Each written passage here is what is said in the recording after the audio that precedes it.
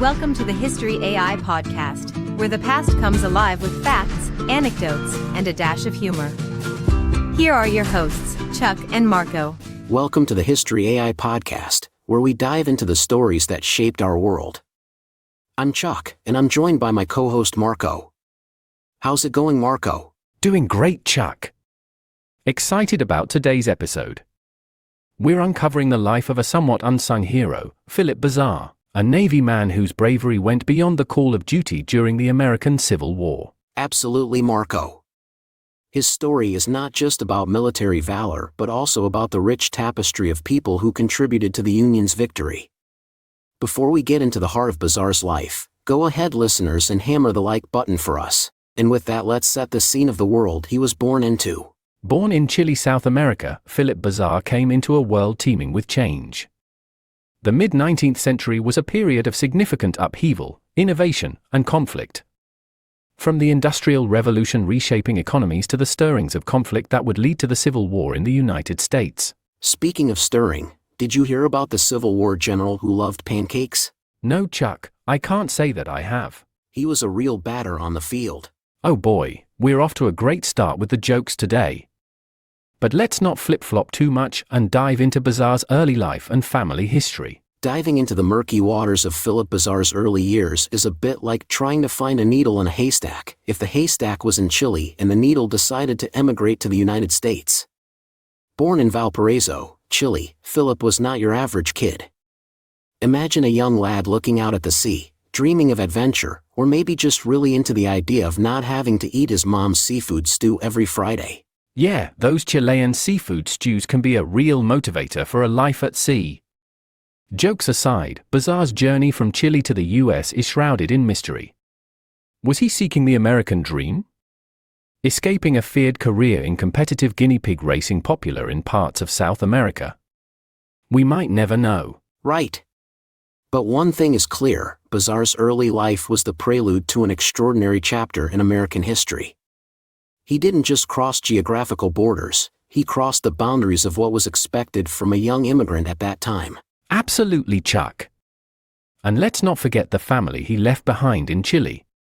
Picture this, a family sitting around the dinner table, passing around dishes of empanadas and churritos, when young Philip announces, "I'm off to join the US Navy."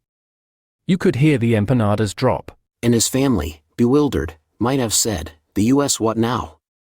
It's hard enough explaining to your parents you want to be an artist, but imagine breaking the news that you're joining a foreign military during one of the most tumultuous periods in its history. Indeed, Chuck. But Philip Bazaar was not one to be deterred by the unknown or the unfathomable. His early life, filled with the vibrant culture of Chile, the whispers of the Pacific, and perhaps a touch of that notorious seafood stew, set the stage for a man who would become a hero far from his birthplace. A hero and an adventurer, or maybe just a guy really committed to avoiding another seafood Friday. Either way, Philip Bazaar's story is just beginning, and what a story it is. Strap in, Marco, because we're about to navigate the stormy seas of Philip Bazaar's Civil War service. Bazaar enlisted in the Union Navy, a move that, at the time, could have been seen as jumping out of the frying pan and into the fire. Or, considering his Chilean roots, out of the cazuela and into the asado. That's one way to avoid getting burned. Bazaar found himself aboard the USS Santiago de Cuba, a steamship with a name that probably made him feel a little homesick for his native Latin America. But instead of carrying him to familiar shores, it carried him into the blockade, the Union's attempt to give the Confederacy the ultimate cold shoulder. And what a chilly reception it was, Marco. The blockade was like the world's most aggressive unfriending campaign. Bazaar's ship was part of this maritime standoff, essentially the Navy's version of saying, "You can't sit with us," to the entire Confederacy. The highlight of Bazaar's service came during the assault on Fort Fisher, North Carolina, in 1865. This wasn't just any fort, it was the Confederacy's last major stronghold on the Atlantic coast, basically their final party house that the Union was determined to crash. And crash it they did, with Bazaar in the thick of it. The assault on Fort Fisher was less like a traditional naval engagement and more like an extreme sport. Bazaar and his comrades had to transition from sailors to infantry as they stormed the beaches, under a barrage of Confederate fire. It was the 19th century equivalent of trying to run through a hailstorm without getting hit, except the hail was made of cannonballs and bullets. His actions during this chaotic beach party gone wrong were nothing short of heroic. While others might think twice about running towards a heavily fortified fort that's spewing death like it's going out of fashion, Bazaar charged ahead. His bravery, under what can only be described as the worst possible conditions for a beach visit, earned him the Medal of Honor. Imagine the scene. You're storming a beach, explosions everywhere, thinking, I didn't sign up for this. I signed up because I thought ships were cool and maybe to avoid another Chilean winter. Yet, there he was, a seaman first class, embodying courage and determination. And let's not forget, after all that, he probably still had to deal with the Navy's version of beach cleanup duty. Taking a fortified position is one thing, cleaning up afterwards is another battle entirely. True, Marco. Philip Bazaar didn't just fight for the Union, he fought against the very elements of chaos and disorder, armed with nothing but his bravery and, presumably, an intense desire not to have to do any actual beach cleaning. In the end, Philip Bazaar's service during the Civil War was a testament to the fact that heroes can come from anywhere, even the sunny shores of Chile. His story is a powerful reminder that bravery knows no borders, and sometimes, the most heroic acts come from the most unexpected places. Turning the page from the battlefield heroics, Philip Bazaar's post-war life transitions from a high-seas adventure to a mystery novel with several pages missing. After the cannons fell silent and the medals were pinned, Bazaar found himself navigating the choppy waters of civilian life, a journey that proved to be as challenging as any military campaign. Indeed, Chuck. If re-entering civilian life were a board game, Bazaar might have felt like he was constantly landing on the squares that read, "Go back 3 spaces."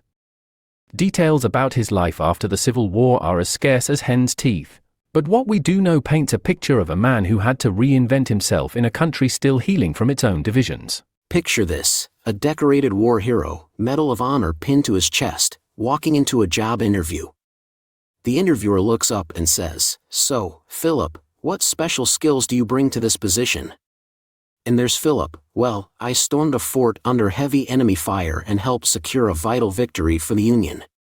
To which the interviewer responds, "That's impressive, but can you type?" The 19th century job market was brutal, Chuck. But in all seriousness, the transition to peacetime was a struggle for many veterans. Bazaar's story in these years is a poignant reminder of the challenges faced by those who serve. Despite the heroism displayed in war, many, like Bazaar, return to a society ill-prepared to help them adjust or recognize their sacrifices in meaningful ways. And as for his final chapter, Philip Bazaar passed away in 1877. The records of his passing are as understated as the man himself might have been. No grand obituaries or public memorials mark the end of his journey, just a quiet farewell to a man who had played his part in shaping the nation's history. His death might have been a whisper in the annals of history, but the legacy of his bravery roars through the ages. It's like finding a rare coin in an old chest. You might not hear much about it, but its value is undeniable. True, Marco. And in a way, Bazaar's post-war anonymity underscores the reality for many heroes who fade into the backdrop of peacetime, their deeds a silent foundation upon which the future is built. His story, fragmented and faded though it may be, is a testament to the countless individual stories that weave together the fabric of our history. So here's to Philip Bazaar, a man who braved the battlefront and the equally daunting front of post-war life. His journey from the shores of Chile to the battlefields of the Civil War and beyond is a reminder of the enduring spirit of those who serve, often carrying their heroism quietly into the sunset. Well said, Marco. Philip Bazaar's story, filled with courage, mystery, and a dash of post-war reality, reminds us all of the complex tapestry of human experience that shapes our world. As we draw the curtains on Philip Bazaar's narrative, it's crucial to zoom out and appreciate the broader strokes of his lasting impact. Bazaar's story isn't just a tale of personal bravery, it's a chapter in the larger story of America's development, a testament to the diverse contributions that have sculpted the nation's identity. That's spot on, Chuck. Bazaar's Medal of Honor isn't merely a token of individual valor. It symbolizes the integral role immigrants have played in defending and shaping the United States.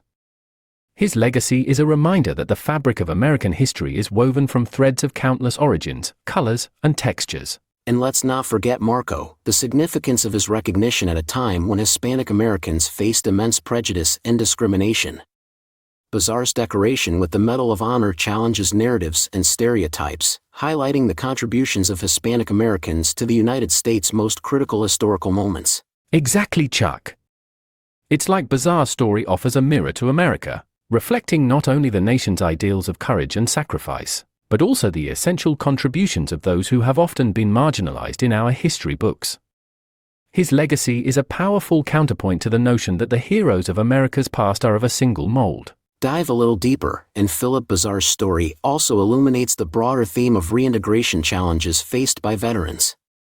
His post-war obscurity sheds light on the ongoing struggle of many who serve to find their place in a peacetime society that seems to move on without them.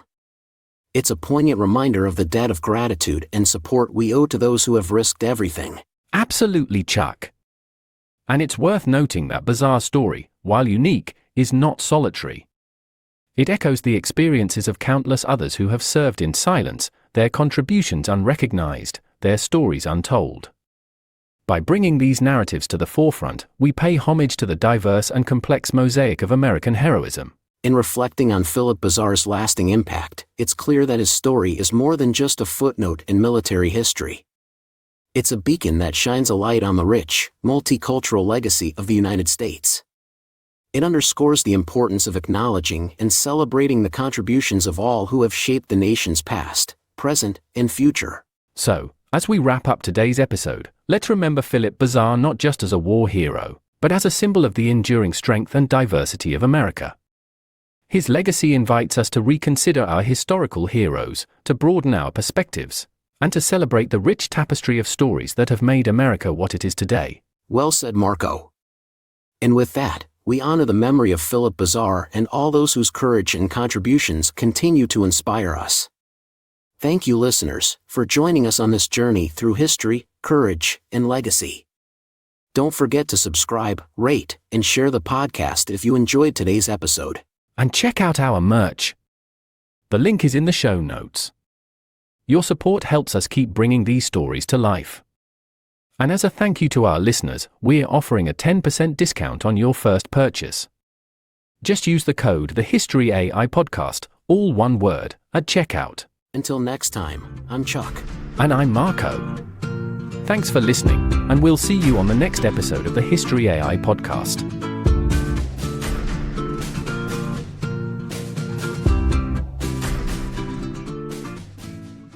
Looking for the perfect way to show appreciation for the incredible mom in your life? Discover Exhausted Moms, a coloring journey to relaxation and humor, the coloring book that speaks directly to the heart of motherhood. Gift her an escape into pages of laughter, empowerment, and moments of tranquility. With Exhausted Moms, she'll find a blend of whimsical illustrations and inspiring quotes that celebrate her daily triumphs and challenges. Crafted with love from images I created for the mother of my children, each page offers a space for creativity and relaxation, a reminder that she's doing an amazing job, even on the toughest days. Give the gift of laughter, peace, and recognition. Exhausted Moms isn't just a coloring book, it's a hug, a nod of understanding, and a token of appreciation for everything she does.